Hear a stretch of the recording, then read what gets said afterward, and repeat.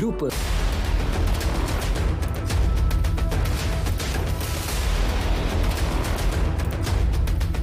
Assalamualaikum, salam Malaysia Medani. Kanta 744 mendahului berita. Dimulakan dengan rangkuman berita utama dalam segmen esensi. Dalam tempoh setahun pentadbiran Kerajaan Perpaduan, banyak perkara berkaitan Perjanjian Malaysia 1963 atau MA63 berjaya diselesaikan lebih pantas berbanding sebelum ini. Jelas Perdana Menteri, pelbagai langkah diambil bagi merealisasikan perkara itu.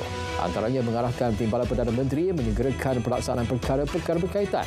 Untuk Sabah, banyak perkara dalam MA63 telah berjaya diselesaikan. Ia termasuk pengembalian semula kuasa pengurusan bekalan elektrik kepada Kerajaan Sabah.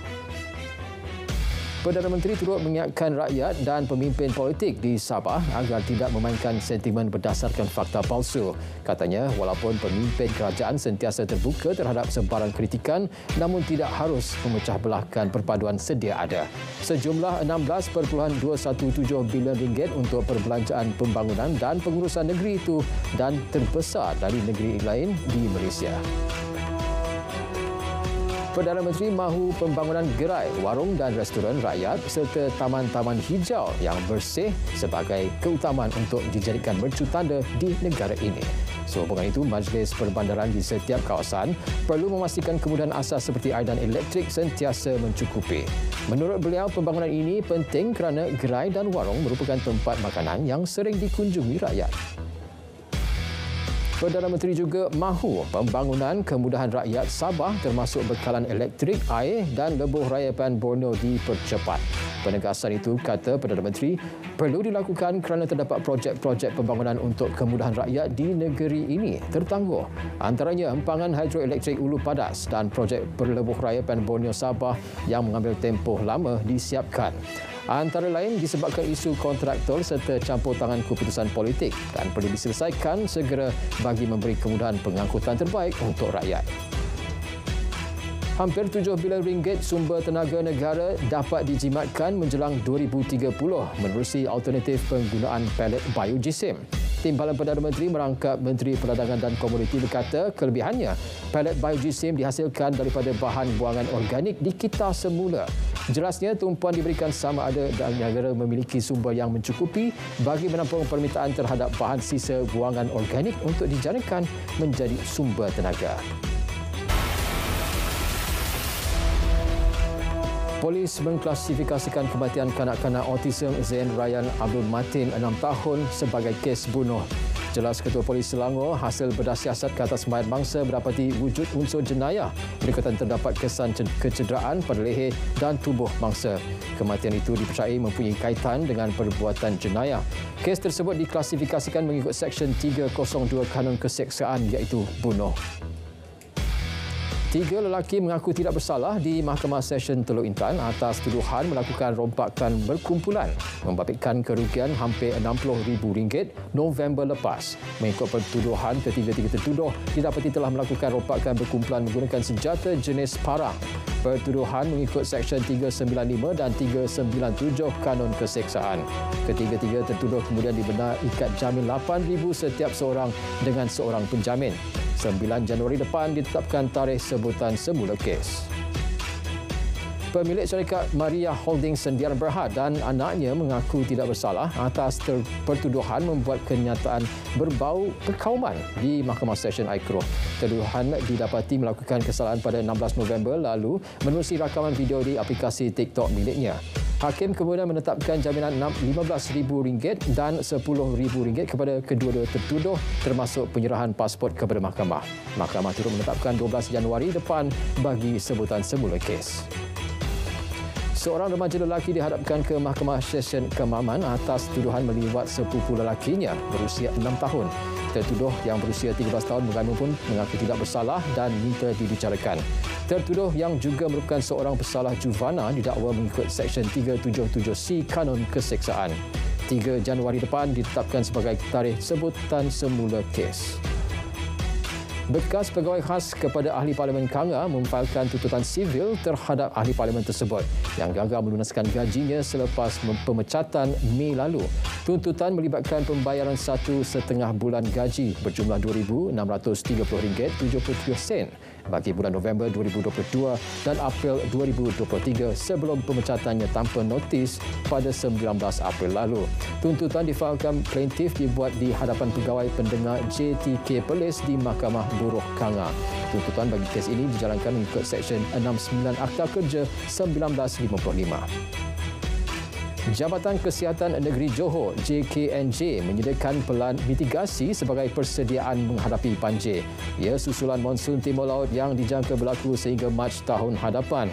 Exco Negeri berkata pegawai perubatan daripada klinik kesihatan berhampiran PPS akan dihantar bagi memberi perkhidmatan nasihat dan rawatan kepada penduduk terjejas. Kaedah penyimpanan peralatan dan perubatan di pusat kesihatan juga akan ditambah baik. Tindakan tegas akan diambil terhadap pengusaha bot di kawasan peranginan sekitar Lumut Perak yang gagal mematuhi syarat-syarat pengendalian sukan air.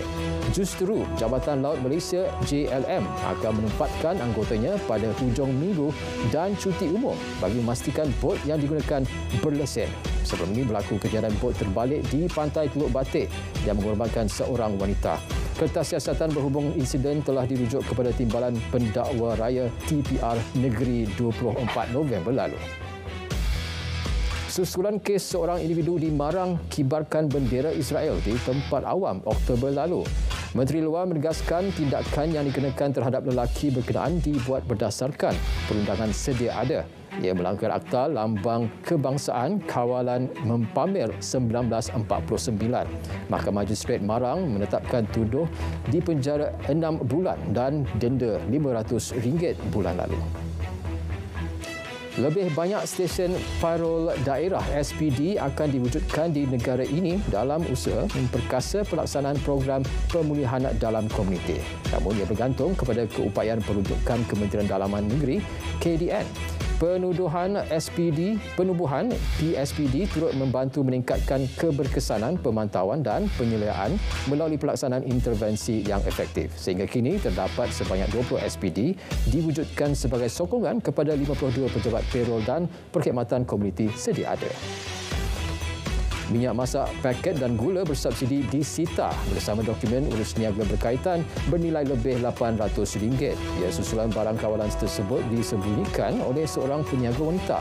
Tindakan dibuat KPDN Perak menerusi op sama. Kes disiasat di bawah Akta Kawalan Bekalan 1961 dan Peraturan Kawalan Bekalan 1974. KPDN sedang dalam perbincangan bagi mewujudkan satu gerai jualan khas di Mekah dan Madinah. Inisiatif itu bertujuan memberi peluang kepada usahawan di negara ini, terutama industri kecil dan sederhana, mengembangkan rakaian produk mereka ke peringkat antarabangsa.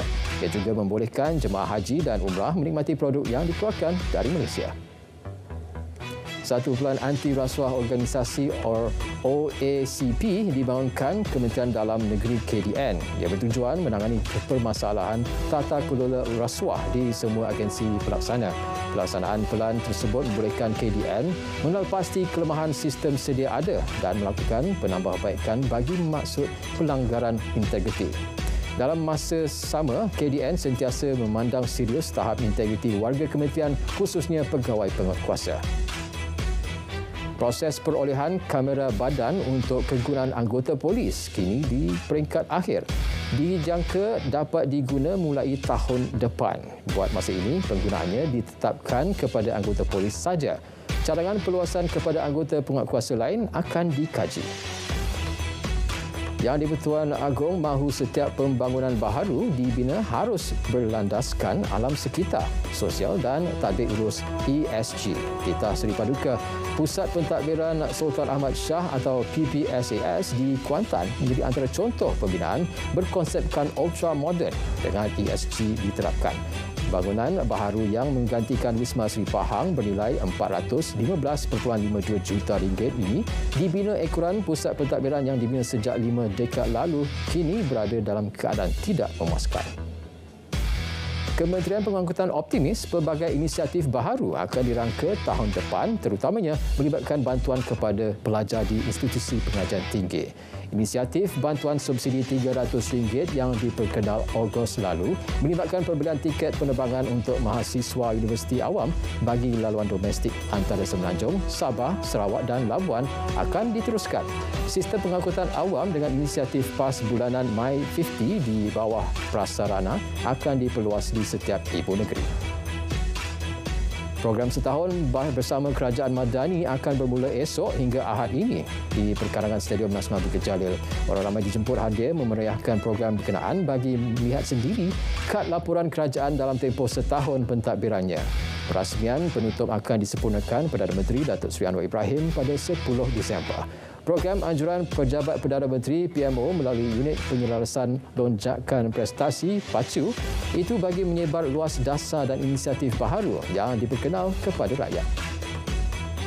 10,000 pengunjung dijangka hadir pada sambutan Hari Peladang, Penternak dan Nelayan Pulau Pinang HPPNPP 2023 di UiTM Permatang Pau. Kira-kira 94 usahawan bakal menyertai karnival yang akan berlangsung 8 hingga 10 Disember ini. Bertemakan keterjaminan makanan untuk masa depan, pelbagai program menarik telah disusun bagi HPPNPP 2023. Majlis penutup program itu bakal disempurnakan Menteri Pertanian dan Keterjaminan Makanan. Perolehan 12 helikopter tentera udara Diraja Malaysia TUDM seperti yang diumum dalam Belanjawan 2024 akan melalui proses tender secara terbuka.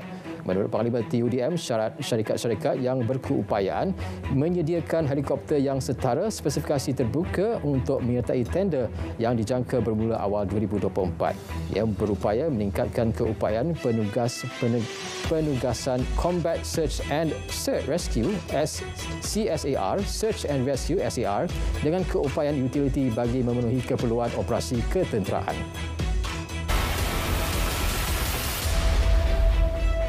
Seramai 9,622 orang suri rumah di Negeri Sembilan telah mencarum di bawah skim Keselamatan Sosial Suri Rumah SKSSR setakat November lalu. Menurut Pengarah Pertubuhan Keselamatan Sosial Perkeso Negeri Sembilan, pihaknya komited dalam mempromosi skim itu supaya lebih ramai golongan wanita terutama suri rumah dapat menerima manfaat menerusi caruman tersebut. Tambahnya, majikan perlu memastikan pekerjaannya mendapat perlindungan meskipun berada di dalam rumah.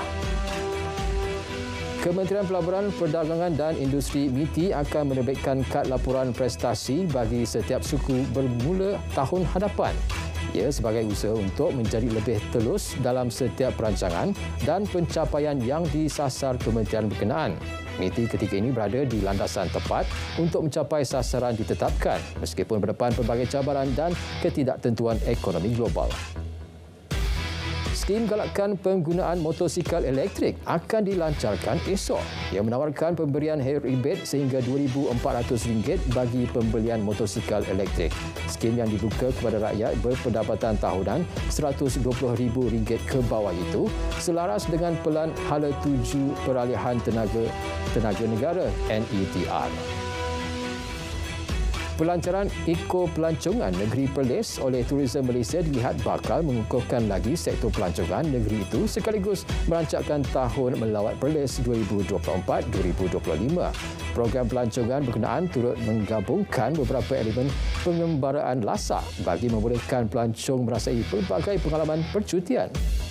Di samping itu, program tersebut dijangka memberi manfaat kepada komuniti setempat, meningkatkan ekonomi dengan memasarkan pelbagai produk pelancongan serta penginapan.